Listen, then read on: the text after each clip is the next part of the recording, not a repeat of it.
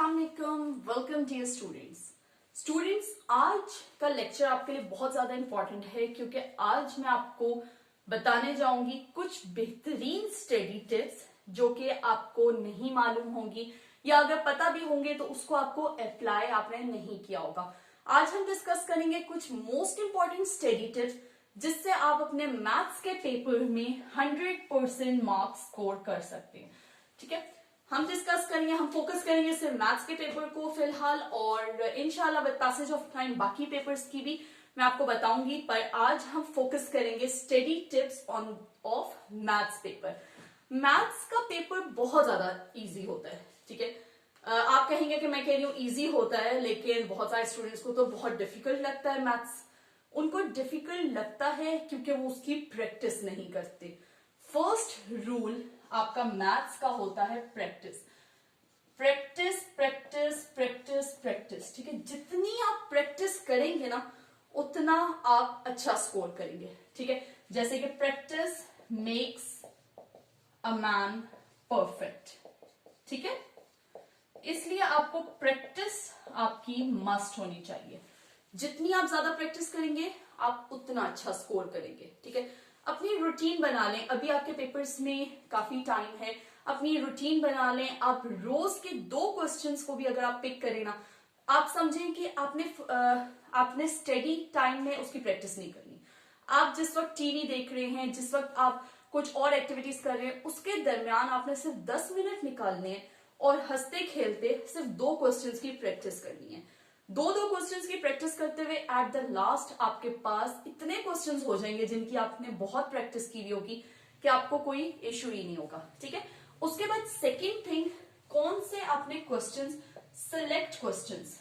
ठीक है, अब जब आपके सामने आए पेपर, ठीक है, अब आपके सामने जब आएगा आपका पेपर, उस वक्त आपने क्या करना है कि जो क्वेश्चंस आपको बेस्ट आते हैं, ठीक है, आपने उनको टिक कर लेना है।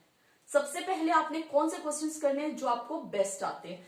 यानी अगर आपके पास 3 आवर्स का टाइम है, ठीक है, उन 3 आवर्स को आपने 3 पोर्शंस में डिवाइड कर देना। फर्स्ट आवर जो है वो आपने रखना है उन क्वेश्चंस के लिए जो आपको बेस्ट आते हैं। ठीक है, फर्स्ट 1 की जगह आप 1.5 कर लें। ठीक है, 1.5 आवर आप रख लें उन क्वेश्चंस के लिए जो आपको बेस्ट आते हैं। ठीक है, उसके बाद जाहिर है कुछ ऐसे क्वेश्चंस होंगे जिसमें आपको थोड़ी कंफ्यूजन होगी या आपको लगता होगा इनकी आपने ज्यादा प्रैक्टिस नहीं की, वो उसके लिए आप अपना फर्दर 1 आवर रख लें। ठीक है, फर्दर 1 आवर आपका हो गया उन क्वेश्चंस के लिए जो कि आपको एवरेज आते हैं। ठीक है, अब पीछे आपके पास बचा कितना टाइम, सिर्फ हाफ आवर। अब ये हाफ आवर आपने उन क्वेश्चंस को देना है जो कि आपको नहीं आते, बिल्कुल नहीं आते। ठीक है, ये वो क्वेश्चंस हैं जो बिल्कुल भी नहीं आते। इन पे ज्यादा आपने टाइम वेस्ट नहीं करना क्योंकि इनके चक्कर में आप अपने बेस्ट और एवरेज क्वेश्चंस को मिस कर देंगे। आपने इनको मिनिमम टाइम देना है। हाँ, अगर आप 1.5 आवर्स से पहले अपने बेस्ट क्वेश्चंस कर लेते हैं तो ऑटोमेटिकली आपके पास एवरेज क्वेश्चंस के लिए ज्यादा टाइम हो जाएगा। एवरेज क्वेश्चंस आप उससे पहले कर लेते हैं तो आपके पास डोंट नो वाले क्वेश्चंस के लिए टाइम हो जाएगा। ठीक है, ये तो हो गया आपका डिवीजन ऑफ आवर्स कि आपने किस तरह से डिवाइड करना है। अब आ जाए क्वेश्चन सिलेक्शन की तरफ। क्वेश्चंस आपने किस तरह से सिलेक्ट करने हैं। फर्स्ट पे आपने वो सिलेक्ट कर लिए जो आपको बेस्ट आते हैं, सेकंड पे आपने वो सिलेक्ट करने हैं जो कि आपको एवरेज आते हैं, और थर्ड पे जो नहीं आते, ताकि उनको आप रफ पे पेंसिल से करके देख सकें, फिर आप उनको नीट कर लें, मीन्स के उनके लिए आपका बहुत ज्यादा टाइम वेस्ट ना हो। ठीक है, उसके बाद आपके पास थर्ड पे आ जाता है मेन चीज कि आपने आप ये समझ लें कि आपने प्रेफर कौन से क्वेश्चंस को करना है। ठीक है, ये प्रेफर कौन से क्वेश्चंस को करना है। मैथ्स में आपके पास बहुत सारे ऐसे टॉपिक्स हैं, बहुत सारे ऐसे क्वेश्चंस हैं जो आपको जैसे ही आपका आंसर आता है आप उसको रीचेक कर सकते हैं। ठीक है, आप प्रेफर करें कि आप ऐसे क्वेश्चन सिलेक्ट करें जिनको आप रीचेक कर सकें और ऑन द स्पॉट आपको पता लग जाए कि क्या आपने ये क्वेश्चन सही किया है या नहीं किया। ठीक है, ताकि आप उसमें करेक्शन कर सकें, उसको आप रिवाइज कर सकें, रिव्यू कर सकें उसको।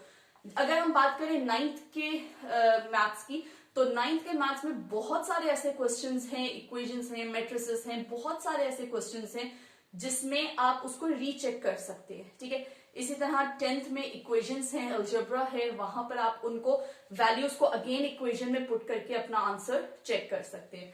इसलिए आपने ऐसे क्वेश्चन सिलेक्ट करने हैं जहां पर आप अपना आंसर चेक कर सकें और आपको ऑन द स्पॉट पता लग जाए कि ये आपके आंसर्स करेक्ट हैं। वैसे भी जब आपने ज्यादा प्रैक्टिस की हुई होती है क्वेश्चंस की, तो आपको आंसर्स माइंड में होते हैं कि इसका ये आंसर आएगा।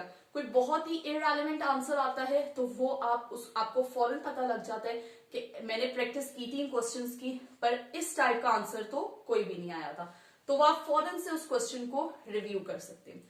उसके बाद मोस्ट इंपॉर्टेंट थिंग कि अपना पेपर करने के बाद आपने उसको 3 टाइम्स रीचेक करना है। बाकी सब्जेक्ट्स का पेपर तो रीचेक करना बहुत इजी होता है, आप उसको एक बार रीड कर लेते हैं, स्पेलिंग मिस्टेक हुई उसको करेक्ट कर ली। पर मैथ्स का पेपर रीचेक कैसे करते हैं कि आप वही बात कि जिन जिन क्वेश्चंस को आप चेक कर सकेंगे अपने ओन पे, उन्हें आप चेक करेंगे साइड बाय साइड, और साथ ही साथ आप हर कैलकुलेशन को दोबारा से रिव्यू करेंगे कि कहीं आपने साइन की मिस्टेक तो नहीं कर दी, क्योंकि एक सिंगल साइन की मिस्टेक आपके मार्क्स को लूज करती है। उसके अलावा ये जो छोटी सी चीज है इज इक्वल टू का साइन, इसके भी मार्क्स होते हैं, हर स्टेप के मार्क्स होते हैं, इसके भी साथ में क्वेश्चंस में मार्क्स होते हैं।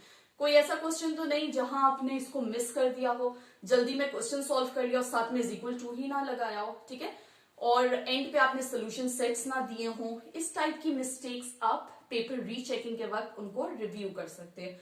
होप सो ये 3 to 4 मेथड्स आपके लिए हेल्पफुल रहेंगे और इंशाल्लाह आप मैथ्स के पेपर में बहुत अच्छे मार्क्स स्कोर कर सकेंगे अगर इन चीजों को फॉलो करेंगे।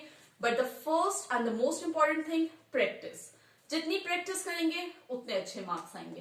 Thank you for watching my video. Stay tuned. Allah Hafiz.